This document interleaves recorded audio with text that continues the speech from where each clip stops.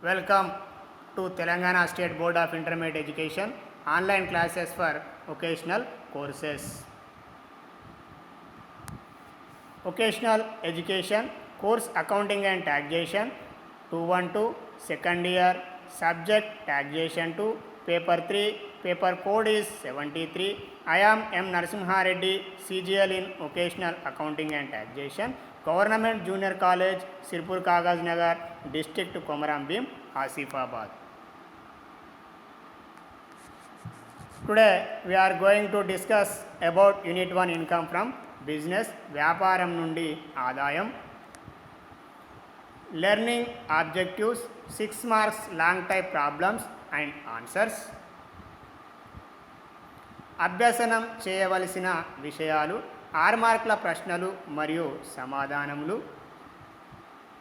6 marks problems and answers, ప్రశ్నలు మరియు సమాధానములు. Problem 1 Telugu medium. ప్రస్తుత పన్ను నిర్ధారణ సంవత్సరం 2020-21 శ్రీ నహేష్ యొక్క వ్యాపారం నుండి ఆదాయంను లెక్కింపుము. 1 లాభ నష్టాల ఖాతా ప్రకారం నికర లాభం 2,40,000. 2వది యజమాని జీతం 60,000. 3వది ప్రకటన ఖర్చులు 6,000. 4వది గృహ ఉపయోగ ఖర్చులు 16,000. 5వది గుర్తింపు పొందిన సంస్థకు విరాళాలు 20,000. 6వది జీవిత బీమా ప్రీమియం యజమాని జీవితంపై 8,000. 7వది రాని బాకీల కోసం ఏర్పాటు 12,000. 8వది అప్పుపై వడ్డీ 14,000. 9వది సాధారణ ఖర్చులు 18,000. 10వది తరుగుదల అనుమతించినది 42,000. లాభ నష్టాల ఖాతా ప్రకారం 38,000. 11వది సిబ్బంది సంక్షేమ నిధికి చెల్లించినది 12,000. సమాధానం: ప్రస్తుత పన్ను నిర్ధారణ సంవత్సరం 2020-21 శ్రీ నహేష్ యొక్క వ్యాపారం నుండి ఆదాయంను లెక్కించుట. వివరాలు రూపాయలు. 1 లాభ నష్టాల ఖాతా ప్రకారం నికర లాభం 2,40,000. 2వది హెడ్డింగ్ అనుమతించని ఖర్చులు లాభ నష్టాల ఖాతాలో డెబిట్ చేసినవి. యజమాని జీతం 60,000. గృహ ఉపయోగ ఖర్చులు 16,000. జీవిత బీమా ప్రీమియం యజమాని జీవితంపై 8,000. రాని బాకీల కోసం ఏర్పాటు 12,000. సిబ్బంది సంక్షేమ నిధికి చెల్లించినది 12,000. గుర్తింపు పొందిన సంస్థకు విరాళాలు 20,000. తరుగుదల లాభ నష్టాల ఖాతా ప్రకారం 38,000.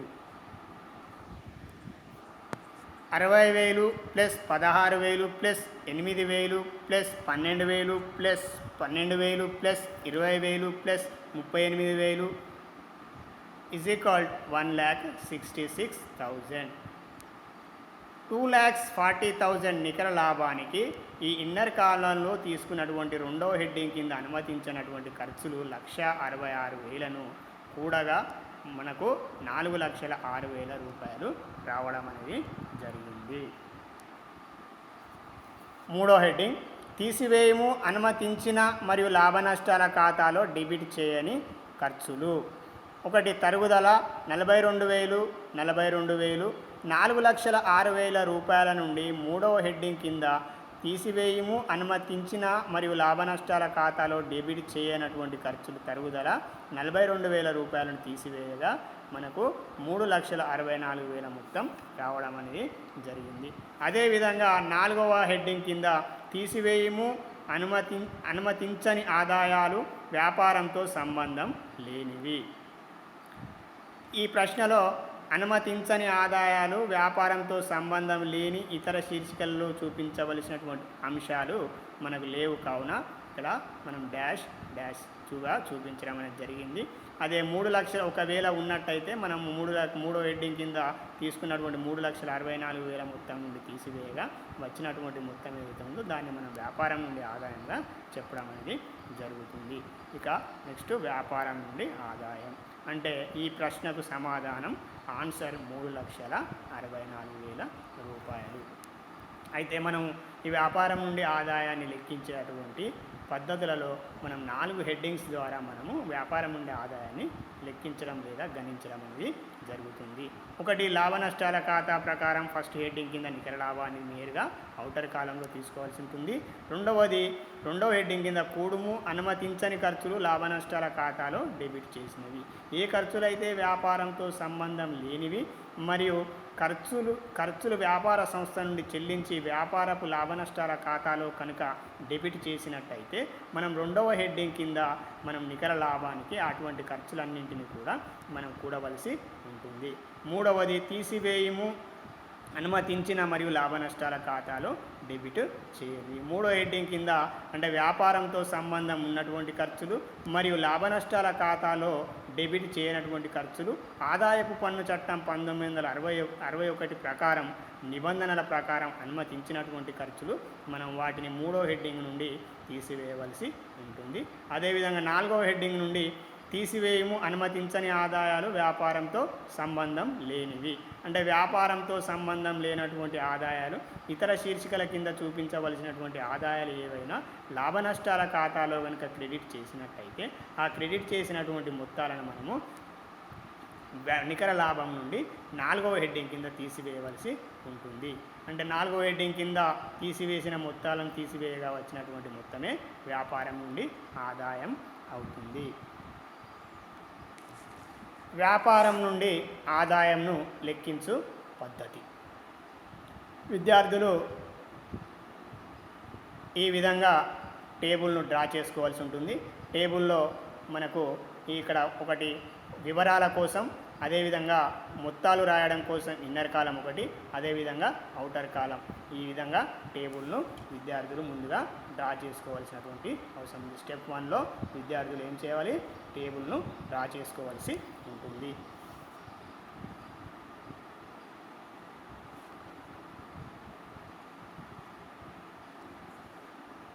ఇచ్చినటువంటి ప్రశ్నలోని సమాచారం ఆధారంగా మనము ఆ ప్రశ్నను కనుక పరిశీలించినట్టయితే మనం ఇక్కడ ప్రస్తుత పన్ను నిర్ధారణ సంవత్సరం 2021 శ్రీ నహేష్ యొక్క వ్యాపారం నుండి ఆదాయంను లెక్కించిన హెడ్డింగ్ రాయవలసి ఉంటుంది.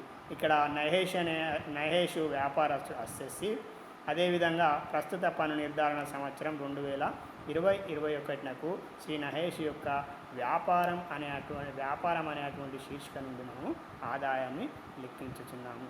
ఇచ్చినటువంటి ప్రశ్నలోని సమాచారం ఆధారంగా మనం హెడ్డింగ్ ఈ విధంగా రాయవలసి ఉంటుంది. ప్రస్తుత పన్ను నిర్ధారణ సంవత్సరం 2020-21 శ్రీ నహేష్ యొక్క వ్యాపారం నుండి ఆదాయంను లెక్కించుట. టేబుల్లో వివరాలు, ఆదాయం రూపాయలు. టేబుల్లో ఒకటి వివరాల కోసం, అదేవిధంగా ఇక్కడ ఇన్నర్ కాలంలో అమౌంట్స్ రాయడం కోసం ఒక ఇన్నర్ కాలాన్ని, అదేవిధంగా ఆదాయం ఔటర్ కాలంలో చూపించిన ఆదాయం రూపాయలు ఔటర్ కాలంలో ఈ విధంగా మనం టేబుల్లో తయారు చేసుకొని టేబుల్ పైన మనము ఈ వ్యాపారానికి సంబంధించిన ప్లస్ ఆదాయ వనరుకు సంబంధించిన ప్లస్ పన్ను నిర్ధారణ సంవత్సరానికి సంబంధించినటువంటి సమాచారాన్ని మనము రాయవలసినటువంటి అవసరం అనేది ఉంటుంది స్టెప్ 2లో. స్టెప్ 3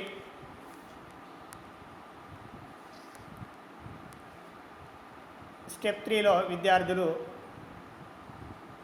ఫస్ట్ హెడ్డింగ్ కింద లాభ నష్టాల ఖాతా ప్రకారం నికర లాభాన్ని నేరుగా ఔటర్ కాలంలో తీసుకోవలసి ఉంటుంది. మనకు ప్రశ్నలో ఇచ్చినటువంటి సమాచారం ప్రకారం లాభ నష్టాల ఖాతా ప్రకారం నికర లాభం 2,40,000 రూపాయలు. ప్రతి వ్యాపార సంస్థ, ప్రతి వ్యాపారస్తుడు కూడా సంవత్సరము చివరిలో వ్యాపార సంస్థకు వచ్చినటువంటి లాభాన్ని లేదా నష్టాన్ని తెలుసుకోవడం కోసం గాను లాభ నష్టాల ఖాతాను తయారు చేయడం అనేది జరుగుతుంది. మనకు లాభ నష్టాల ఖాతాల వివరాల ప్రకారం మనము మొదటి హెడ్డింగ్ కింద లాభ నష్టాల ఖాతా ప్రకారం నికర లాభాన్ని మనము తీసుకోవలసి ఉంటుంది.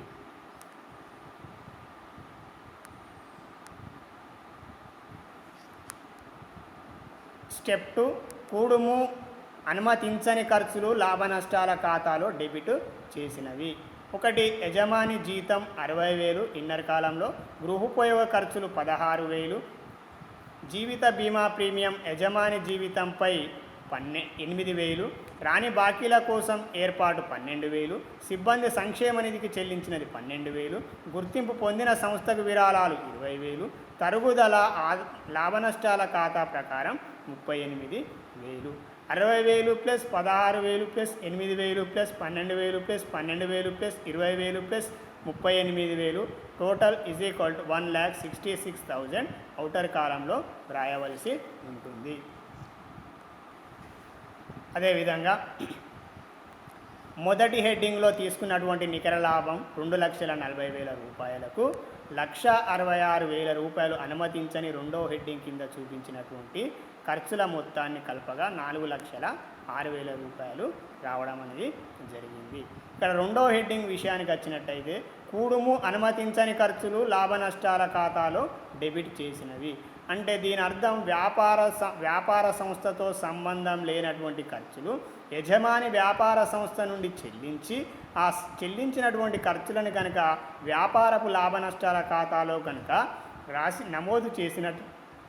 నమోదు చేసినట్లయితే మనం ఆ నమోదు చేసినటువంటి మొత్తాలను రెండో హెడ్డింగ్ కింద ఆదాయపు పన్ను చట్టం 1961 నిబంధనల ప్రకారం మనం అనుమతించని ఖర్చులు కావున తిరిగి మనము నికర లాభానికి రెండో హెడ్డింగ్ కింద కూడవలసి ఉంటుంది. ఒకటి యజమాని జీతం అనేది వ్యక్తిగతమైనటువంటి ఖర్చు కావున మనం ఆదాయపు పన్ను చట్టం 1961 నిబంధనల ప్రకారం వ్యాపారం నుండి ఆదాయాన్ని లెక్కించేటువంటి సందర్భంలో అది అనుమతించని ఖర్చు కావున మనము రెండో హెడ్డింగ్ కింద అనుమతించని ఖర్చులకు మనం తీసుకోవాల్సినటువంటి అవసరము ఉంటుంది. అదేవిధంగా గృహ ఉపయోగ ఖర్చులు కనుక వ్యాపార సంస్థ నుండి చెల్లించి అదేవిధంగా లాభనష్టాల ఖాతాలో కనుక డెబిట్ చేసినట్టయితే ఆ డెబిట్ చేసినటువంటి మొత్తం ఏదైతే ఉందో ఆ డెబిట్ చేసినటువంటి మొత్తాన్ని మనం రెండవ హెడ్డింగ్ కింద అనుమతించని ఖర్చు కావున మనము నికర లాభానికి కూడవలసి ఉంటుంది. జీవిత బీమా ప్రీమియం యజమాని జీవితంపై కూడా ఇది వ్యక్తిగతమైనటువంటి ఖర్చు, వ్యాపారంతో సంబంధము లేదు. అదేవిధంగా రాని బాకీల కోసం ఏర్పాటు అనేది భావితమైనటువంటి ఖర్చు. మనం ఊహించిన సంఘటనల కోసం మనము ఖర్చు చేసి కనుక మనము ఊహించిన వ్యయాన్ని కనుక లాభ నష్టాల ఖాతాలో మనము డెబిట్ చేసినట్టయితే మన ఆదాయపు పన్ను చట్టం 1961 నిబంధనల ప్రకారం భావితమైనటువంటి ఖర్చులకు తగ్గింపు ఇవ్వడానికి అవకాశం అనేది లేదు. సిబ్బంది సంక్షేమ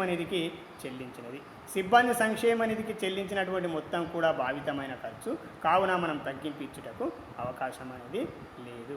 గుర్తింపు పొందిన సంస్థలకు విరాళాలు 20,000. గుర్తింపు పొందిన సంస్థలకు విరాళాలు ఇచ్చినప్పటికీ లేదా గుర్తింపు పొందని సంస్థలకు విరాళాలు ఇచ్చినప్పటికీ కూడా అది మనం వ్యాపారపు ఖర్చుగా భావించాం కావున మనము తిరిగి నికర లాభానికి కూడవలసి ఉంటుంది. అదేవిధంగా గుర్తింపు పొందిన సంస్థలకు ఇచ్చిన విరాళాలైనప్పటికీ లేదా గుర్తింపు పొందని సంస్థలకు ఇచ్చినటువంటి విరాళాలు ఏవైతే ఉన్నాయో ఆ విరాళాలన్నింటినీ ఎస్ఎస్సి యొక్క స్థూల మొత్తం ఆదాయం నుండి తగ్గింపు ఇవ్వడానికి అవకాశం ఉంది. ఆదాయపు పన్ను చట్టం 1961 సెక్షన్ 80G ప్రకారం ఎస్ఎస్సి యొక్క స్థూల మొత్తం ఆదాయం నుండి మనం తగ్గింపుగా ఇవ్వడానికి అవకాశం ఉంటుంది. ఇంకా లాస్ట్ వన్ తరుగుదల 38,000 రూపాయలు. తరుగుదల విషయానికి వచ్చినట్టయితే తరుగుదలను 2 సందర్భాలలో ప్రశ్నలో ఇవ్వడానికి అవకాశం ఉంది.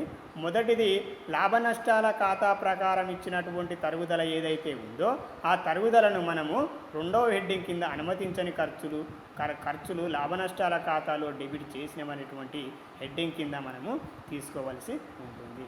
ఇక రెండో సందర్భంలో అదనపు సమాచారంలో ఇచ్చినటువంటి తరుగుదల ఏదైతే ఉందో ఆ తరుగుదలను మనము మూడో హెడ్డింగ్ కింద తీసివేయము అనుమతించిన ఖర్చులు లాభ నష్టాల ఖాతాలో డెబిట్ కానివి అనేటువంటి హెడ్డింగ్ నుండి మనం అదనపు సమాచారంలో ఇచ్చినటువంటి తరుగుదలను తీసివేయవలసి ఉంటుంది. ఈ విధంగా ఫస్ట్ హెడ్డింగ్లో నికర లాభాన్ని తీసుకోవడం జరిగింది. రెండో హెడ్డింగ్లో కూడుము అనుమతించని ఖర్చులు లాభ నష్టాల ఖాతాలో డెబిట్ చేసినటువంటి మొత్తాలు 60,000, 16,000, 8,000, 12,000, 12,000, 20,000, 38,000 ఈక్వల్ టు 1,66,000 రూపాయలను నికర లాభం 2,40,40,000తో కలపగా 4,06,000 రూపాయలు రావడం అనేది జరిగింది. మూడో హెడ్డింగ్ తీసివేయము అనుమతించిన మరియు లాభ నష్టాల ఖాతాలో డెబిట్ చేయనటువంటి మొత్తాలు. అంటే వ్యాపారస్తుడు కనుక ఏవైనా ఆదాయపు పన్ను చట్టం 1961 నిబంధనల ప్రకారం అనుమతించినటువంటి ఖర్చులు కనుక లాభ నష్టాల ఖాతాలో డెబిట్ చేయనట్టయితే ఆ డెబిట్ చేయనటువంటి మొత్తాన్ని మనం 3వ హెడ్డింగ్ కింద తీసివేయవలసి ఉంటుంది. ఇక్కడ తరుగుదల ఆదాయపు పన్ను చట్టం నిబంధనల ప్రకారం అనుమతించినటువంటి తరుగుదల మనకు 42,000 మనకు ప్రశ్నలో బ్రాకెట్లో ఇవ్వడం అనేది జరిగింది. ఆ బ్రాకెట్లో ఇవ్వడం అనేది దాని అర్థం అది అదనపు సమాచారం అని అర్థం.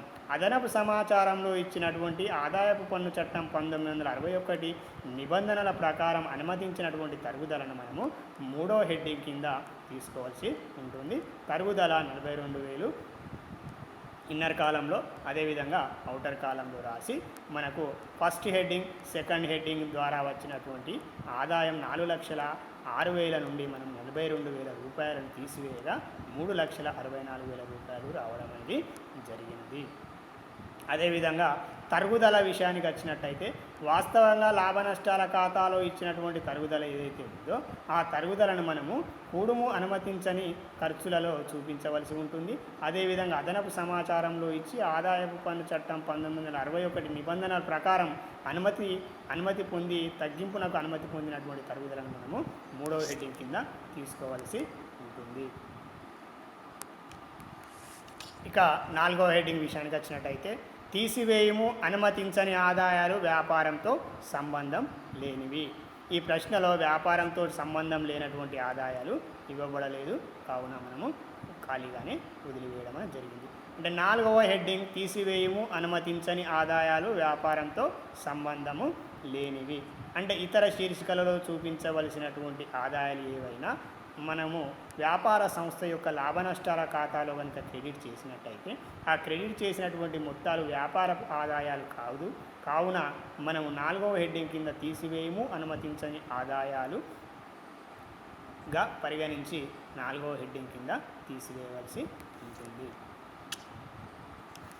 స్టెప్ 7 వ్యాపారం నుండి ఆదాయం 3,64,000. అదేవిధంగా మనం ప్రశ్నలో ఇచ్చినటువంటి సమాచారం ప్రకారం లాభ నష్టాల ఖాతా ప్రకారం నికర లాభాన్ని తీసుకోవడం జరిగింది. అదేవిధంగా యజమాని జీతం, ప్రకటన ఖర్చులు, గృహోపయోగ ఖర్చులు, గుర్తింపు పొందిన సంస్థకు విరాళాలు, జీవిత బీమా ప్రీమియం, యజమాని జీవితంపై మరియు ఈ రాణి బాకీల ఏర్పాటు, సిబ్బంది సంక్షేమ నిధికి సంబంధించినటువంటి మొత్తాలన్నీ వ్యాపారం నుండి ఆదాయాన్ని లెక్కించేటువంటి సందర్భంలో అనుమతించని ఖర్చులు కావున మనము నికర లాభానికి కూడి ఉన్నాం. అదేవిధంగా 8వది అప్పుపై వడ్డీ 14,000, 9వది సాధారణ ఖర్చులు 18,000. అంటే వ్యాపారంతో సంబంధం కలిగి ఉన్నటువంటి ఖర్చులు మరియు లాభ నష్టాల ఖాతాలో కనుక డెబిట్ చేసినట్టయితే మనము పరిగణలోకి తీసుకోవలసినటువంటి అవసరం అనేది లేదు. ఇక్కడ 8వది అప్పుపై వడ్డీ అంటే వ్యాపార అవసరాల నిమిత్తం తీసుకున్నటువంటి అప్పుపై చెల్లించినటువంటి వడ్డీ వ్యాపార ఖర్చుగా భావిస్తాం, కావున మనం తగ్గింపించడానికి అవకాశం ఉంటుంది. కావున అది లాభ నష్టాల ఖాతాలో డెబిట్ అయినటువంటి అంశం కావున మనము వదిలివేయాలి. అదేవిధంగా సాధారణ ఖర్చులు 18,000. సాధారణ ఖర్చులు కూడా వ్యాపార సంస్థతో సంబంధం ఉన్నటువంటి ఖర్చులు మరియు లాభ నష్టాల ఖాతాలో డెబిట్ చేయబడినటువంటి ఖర్చులు కావున మనం వాటిని పరిగణలోకి తీసుకోవాల్సినటువంటి అవసరం అనేది లేదు.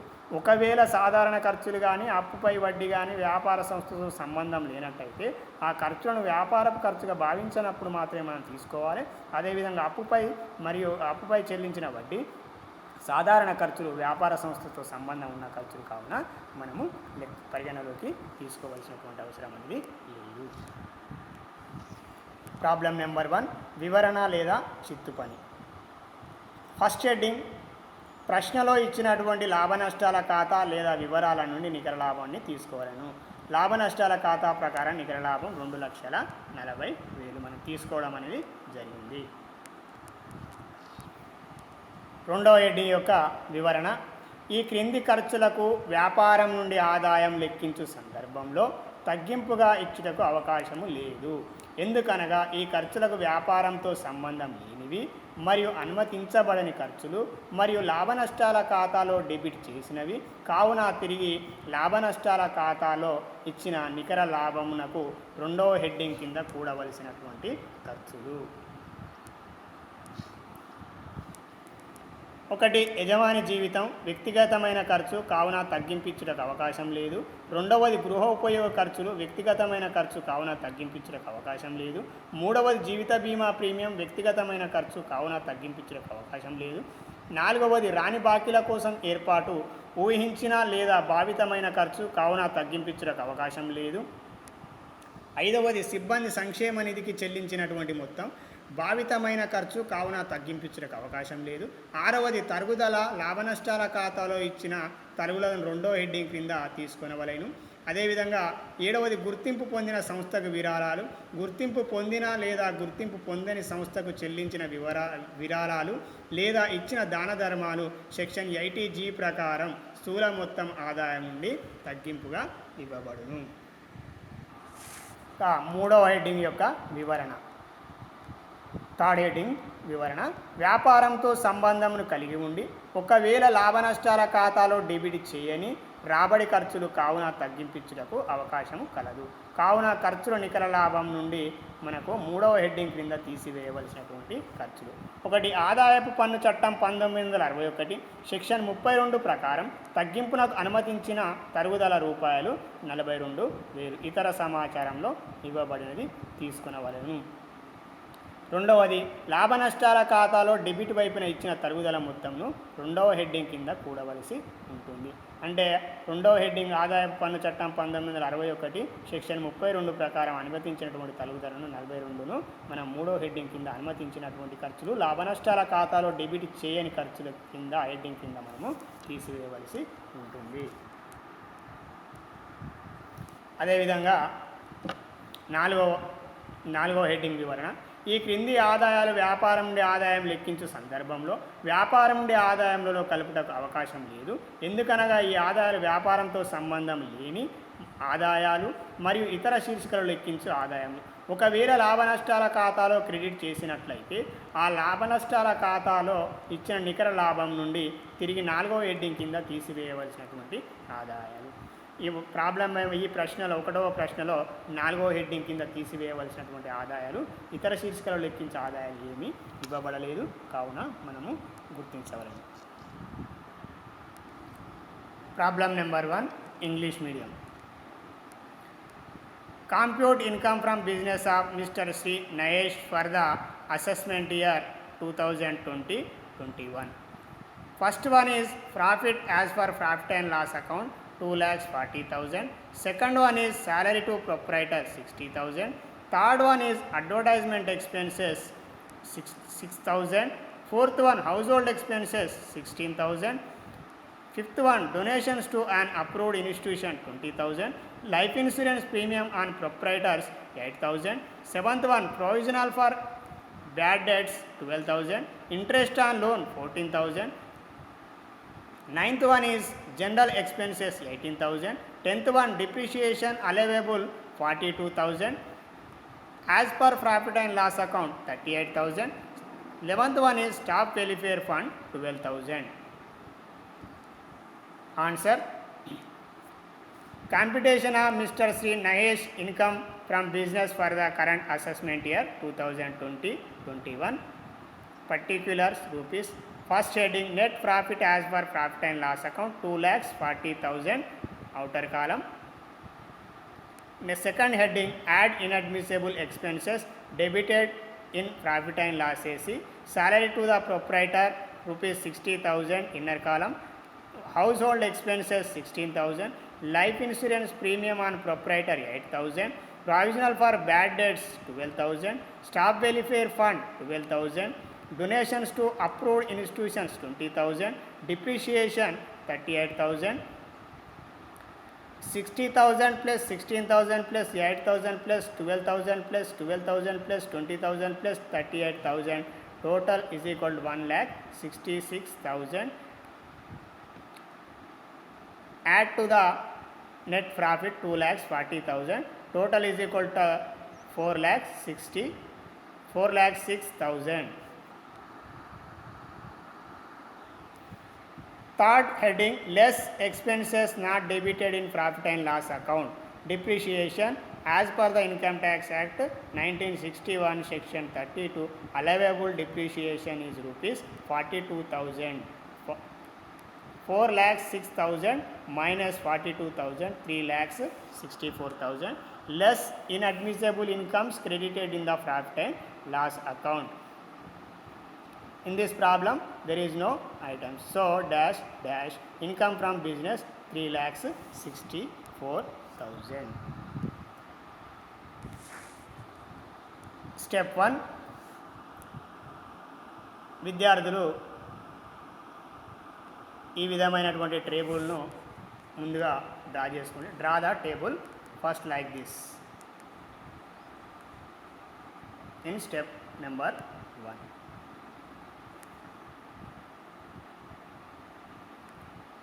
Particulars, inner column 1, outer column. Particulars, one is inner column, another one is the outer column. Step 2. Computation of Mr. Sri Nahesh income from business for the current assessment year 2020-21. Particulars, income rupees. Write above heading about title, computation of assessee's name, income from business and the assessment year. Assessment year plus assessee's name and head of income name.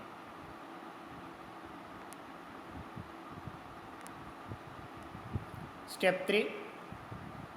Take the net profit as per profit and loss assessee 2 lakhs 40,000.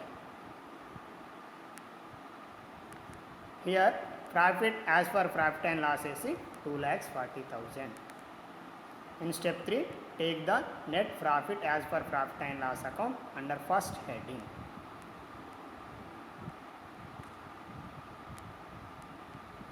In step 4, second heading, add inadmissible expenses debited in profit and loss account. Salary to the proprietor 60,000, household expenses 16,000, life insurance premium on proprietor 8,000, provisional for bad debts 12,000, staff welfare fund 12,000, donations to an approved institution 20,000, depreciation as per profit and loss account 38,000. 60,000 plus 16,000 plus 8,000 plus 12,000 plus 12,000 plus 20,000 is equal 1,66,000. 2,40,000 plus 1,66,000 is equal 4,06,000. About second heading, add inadmissible expenses debited in profit and loss account. Inadmissible means disallowed or not allowed. Expenses debited in the profit and loss account, but they are not allowed as deduction in admissible incomes of business. Expenses which are not related to the business and debited in the profit and loss account, so added back to the net profit under second heading. Salary to the proprietor. Salary to the proprietor is not a business expenditure, so not allowed as a deduction, hence added back to the net profit. Household expenses. Household expense is also personal expenditure, so not allowed as deduction. Life insurance premium is also personal expense, so not allowed as deduction. Provision for bad debts is a notional expenditure, so not allowed as a deduction. Staff welfare fund is also notional expenditure or anticipatory expenditure, so not allowed as deduction. Donation to an approved institution is also not allowed as deduction.